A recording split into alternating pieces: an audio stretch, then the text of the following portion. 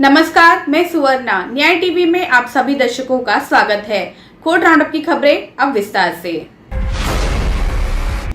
Delhi high court ने शुक्रवार को तीनों नगर निगम और दिल्ली छावनी बोर्ड सहित सभी स्थानीय निकायों को निर्देश दिया कि वे शहर में मच्छरों के प्रकोप की निगरानी और नियंत्रण के लिए अपने टास्क फोर्स का गठन करें।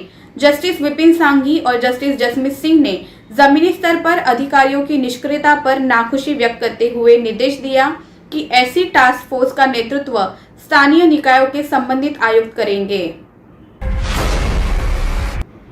दिल्ली हाईकोर्ट ने शुक्रवार को 16 साल बाद पति और पत्नी के बीच की शादी को ये कहते हुए रद्द कर दिया कि पति के साथ शादी से पहले पत्नी की ओर से अपने मानसिक विकार का खुलासा करने में विफलता उसके साथ हुई धोखाधड़ी है। जस्टिस विपिन सांघी और justice Jasmeet Singh family court के एक आदेश को चुनौती देने वाले पति द्वारा दायर एक अपील का निस्तारण कर रहे थे, जिसमें उनकी हिंदू विवाह अधिनियम की धारा 12 के तहत दायर उनकी याचिका को खारिज कर दिया गया था।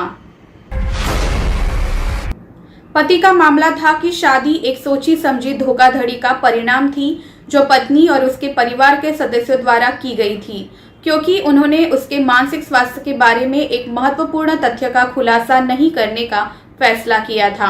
ये भी कहा गया था कि शादी से पहले और पति के साथ रहते हुए पत्नी एक्यूट सिजोफ्रेनिया से पीड़ित थी। उन्होंने कहा कि शादी के बाद ससुराल में और साथ ही उनके हनीमून के दौरान पत्नी ने बहुत ही असामान्य तरीके से व्यवहार किया। दिल्ली हाईकोर्ट ने एनडीपीएस मामले में 9 साल से हिरासत में रहे एक व्यक्ति को ये कहते हुए जमानत दे दी है कि मादक पदार्थों की तस्करी को कड़ी सजा से रोका जाना चाहिए, लेकिन विचाराधीन कैदियों की दुर्दशा को नजरअंदाज नहीं किया जा सकता है। जस्टिस सुब्रमण्यम प्रसाद ने कहा, त्वरित परीक्षण के आश्वासन के बिना व्यक्तिगत स्वतंत्रता से वंचित करना अनुच्छेद 21 के तहत हमारे संविधान में निहित सिद्धांतों का उल्लंघन होता है और इसलिए ये मूलतः असंवैधानिक है।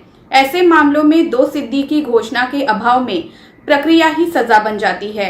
9 साल को एक छोटी अवधि नहीं कहा जा सकता है।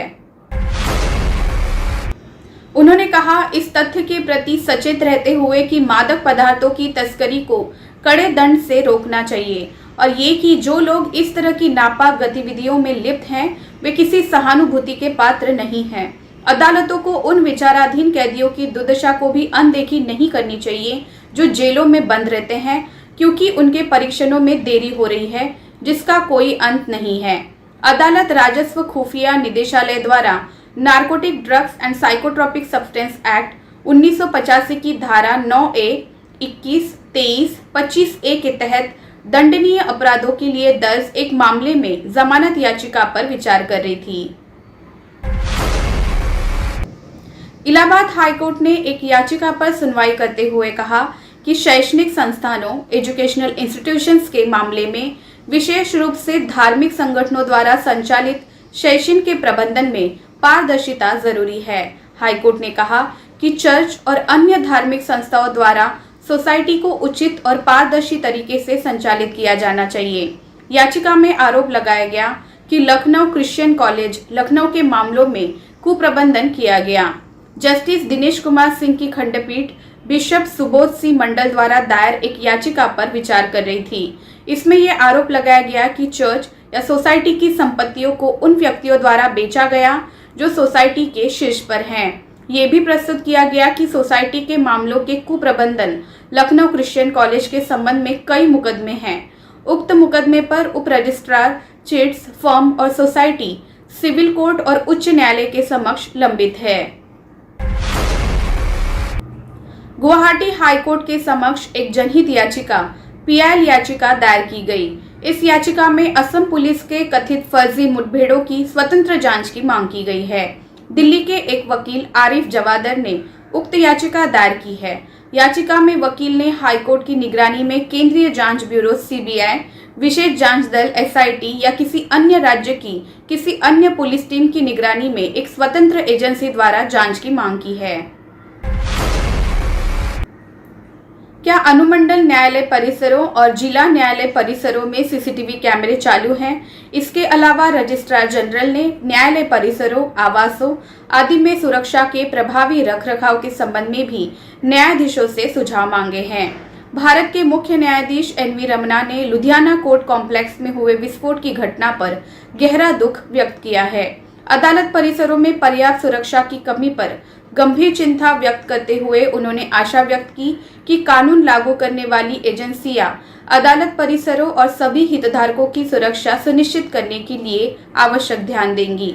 उन्होंने कहा कि देश भर में इस तरह की घटनाएं तेजी से हो रही हैं, जो एक चिंताजनक प्रवृत्ति है। क्या न्यायिक न्यायालय परिसरों, अनुमंडल न्यायालय परिसरों, आवासों आदि में सुरक्षा व्यवस्था के संबंध में जिले के प्रशासनिक और पुलिस अधिकारियों के साथ नियमित बैठकें की जाती हैं? अगर कोई कमियां हो तो उनका समाधान कैसे किया जाता है? क्या न्यायालय परिसर में सभी प्रवेशकों की तलाशी नियमित रूप से और हर समय की जाती है? जिला न्यायालय परिसर एवं अनुमंडल न्यायालय परिसर या आपके सत्र सभांग में किसी अन्य स्थान पर सुरक्षा व्यवस्था में कोई कमी है या नहीं? पंजाब और हरियाणा हाईकोर्ट ने पंजाब, हरियाणा और केंद्र शासित प्रदेश चंडीगढ़ में जगह जगह कोर्ट कॉम्प्लेक्स सुरक्षा उपायों का विवरण मांगा है। हाईकोर्ट ने इस संबंध में रजिस्ट्रार जनरल संजीव बेरी ने पंजाब, हरियाणा और चंडीगढ़ के सभी जिला और सत्र न्यायाधीशों को निम्नलिखित 4 बिंदुओं पर एक पत्र लिखा है। ये पत्र लुधियाना कोर्ट परिसर में हुए विस्फोट के कुछ घंटों के भीतर भेजा गया। दिल्ली की एक अदालत ने मंगलवार को पंजाब के पूर्व डीजीपी सुमेध सिंह सैनी को अपने बिस्तर पर लेटे हुए वर्चुअल सुनवाई में शामिल होने के बाद भविष्य में सावधान रहने की चेतावनी दी। विशेष न्यायाधीश CBI संजीव अग्रवाल 1994 के अपहरण मामले की सुनवाई कर रहे थे।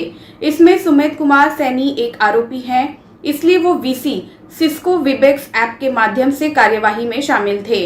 हालांकि मामले की कार्यवाही के दौरान कोर्ट ने पाया कि वो बिस्तर पर लेटते हुए VC की कार्यवाही या अदालत में शामिल हुए थे। पूछने पर उन्होंने बताया कि उसकी तबीयत ठीक नहीं है और उन्हें बुखार है। फिलहाल बस इतना ही। अन्य खबरों के लिए जुड़े रहिए न्याय टीवी के साथ। नमस्कार।